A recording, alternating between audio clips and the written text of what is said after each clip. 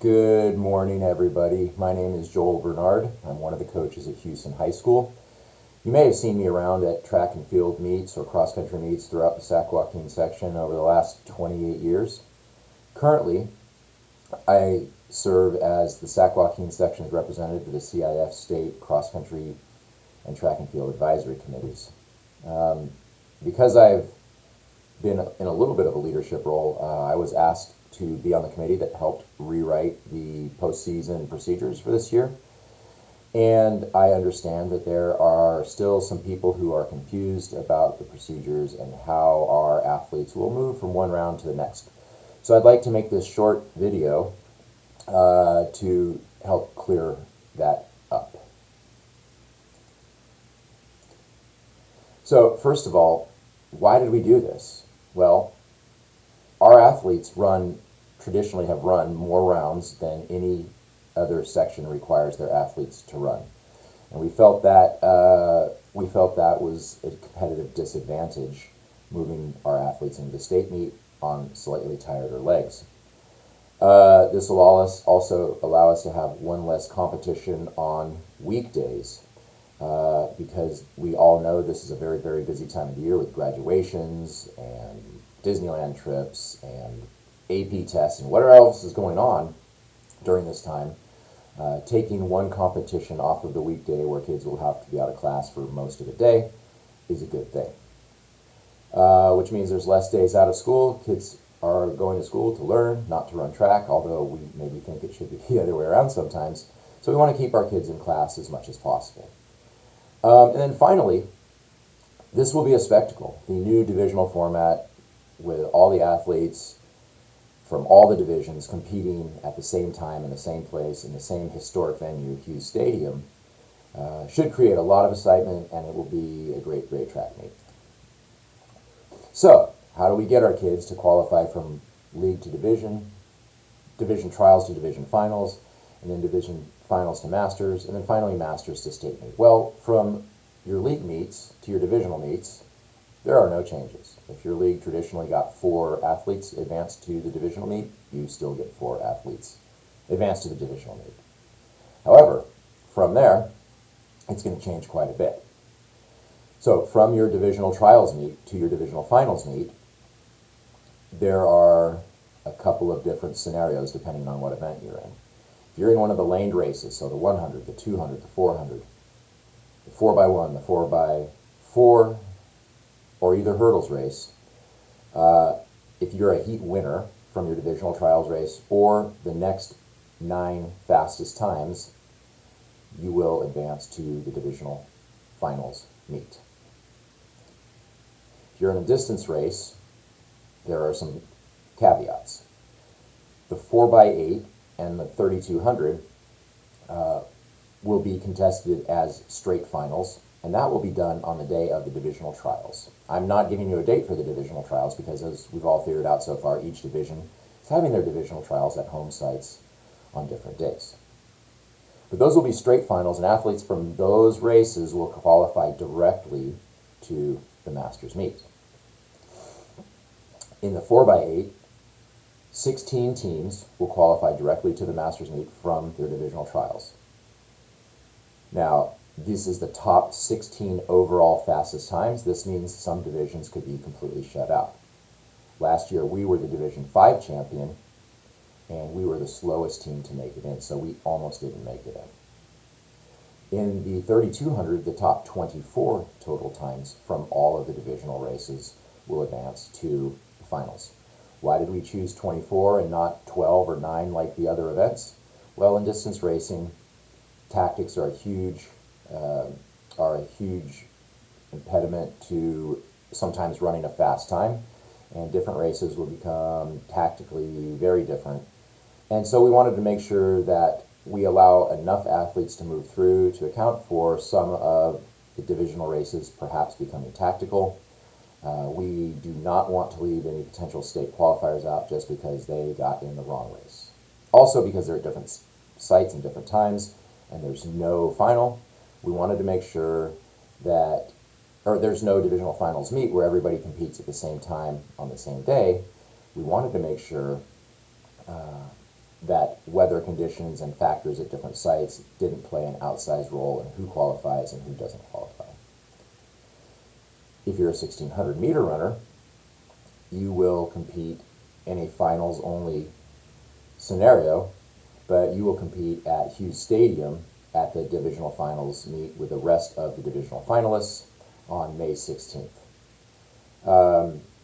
Each of those 1600 meter races will be run separately. There's no combining them all because we're going to have scores of athletes qualified in those races. So they'll be run separately, and then the top 24 overall fastest times will also advance.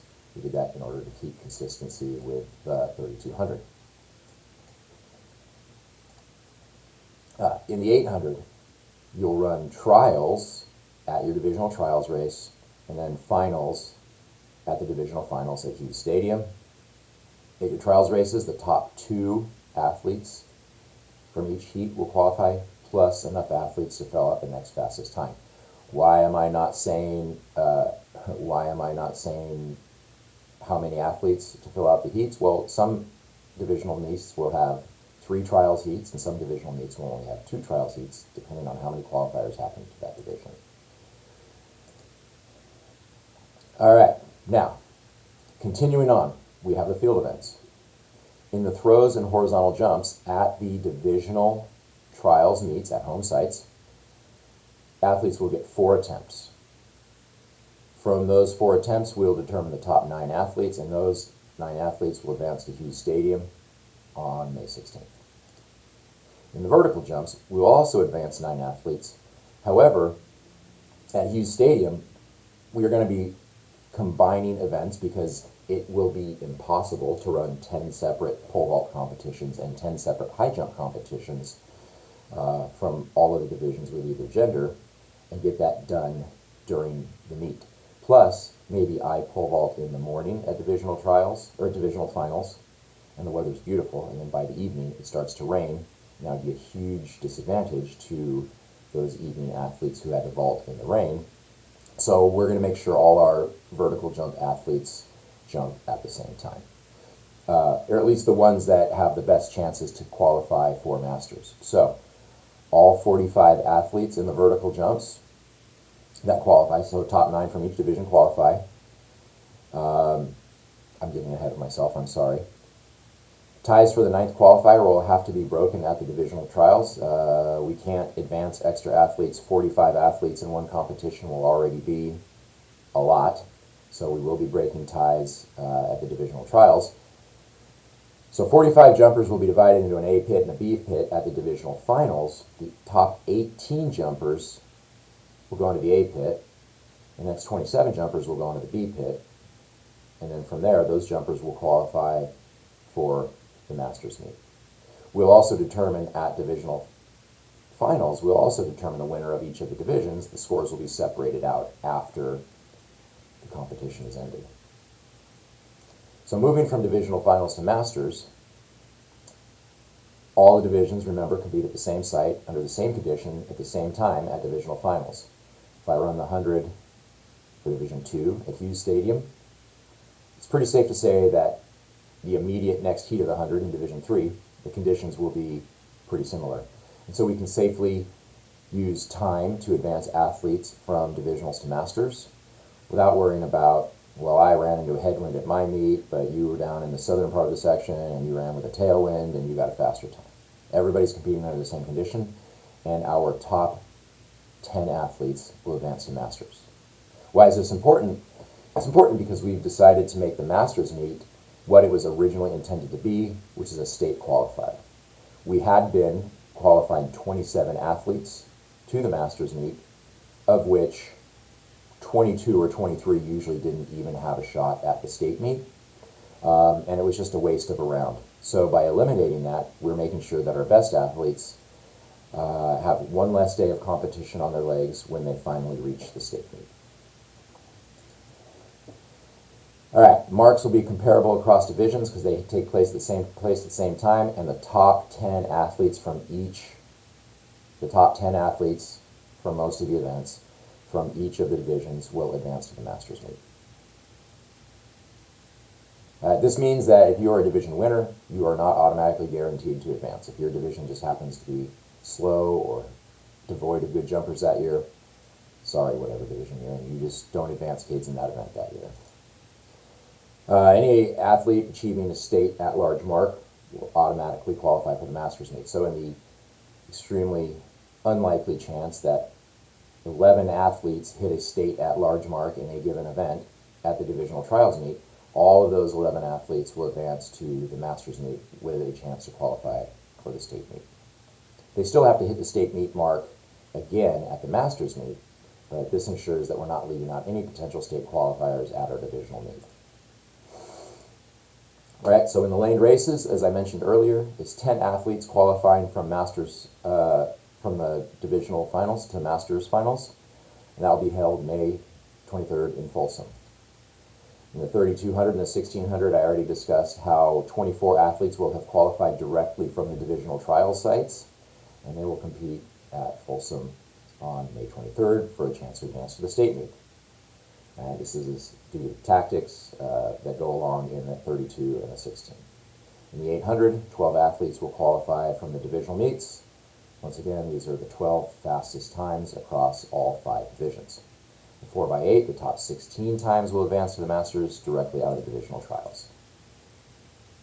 All right, in the throws and horizontal jumps, the top 12 competitors from the divisional finals advance to Masters. In the vertical jumps, the top 12 advance. However, we know that there are a number of ties in the vertical jumps, and these competitions, the vertical jump competitions, are already going to be pretty darn long. So as long as the number of qualifiers does not exceed 15, we won't break those ties moving forward to Masters. We can easily jump 15 kids at Masters, so we don't need to break a tie to get down to, we don't need to have a jump off to get kids down to 12 finalists in the vertical jumps. Remember, all jumpers are going to compete at the same time, so they'll have the same weather conditions, and it'll be fair trying to advance them to Masters. All jumpers will compete in either an A pit or a B pit. You can qualify out of either pit just because you maybe didn't do great at your divisional trials and you end up in the B pit. If you jump high enough at divisional finals, you can still advance to Masters. Both pits are going to have the same opening height, so it should be pretty fair. Meet management has the option, when the fields are small enough, to combine A pit and B pit so that final qualifiers are competing head-to-head against each other. That decision can be made on meet day. For Masters to state, it's exactly the same as it has been, and we don't need to change anything because that part was working fairly well. All right, well, listen, I know having written this document that's going to accompany this video, I realize how confusing it may sound to you. And perhaps you don't like the format we came up with, and all I have to say to that is hold tight, give it a try. I think it's going to work out really well. If you did not know about this, I have people that have told me, well, my league rep from X league never told us about any of this, or my league rep said there was no decision. Your league reps should have known. We had numerous meetings leading up to this, and then we had a meeting with all of the league reps where every single league rep who was in attendance had a chance to comment and make final edits on what we came up with. So if you never heard it from your league rep, then you need to demand better of your league rep, or you can step up and volunteer to be your league rep. None of us gets paid at all to do any of this. I get the benefit of having this VIP parking pass to the state meet, but honestly, if somebody thinks they can do it better than me, they're welcome to it. Guys, this is going to be a great postseason. In the Sac Joquin section, we have some of the best competitive marks that I've seen in a long time, so I'm really looking forward to this. If you have any questions, please put them in the comments section of this YouTube video, and I will try to answer them as best I can. If I can't answer them, I will refer this to Will or somebody else at the section office who could answer them better than me. All right, thanks a lot, guys. See you this postseason.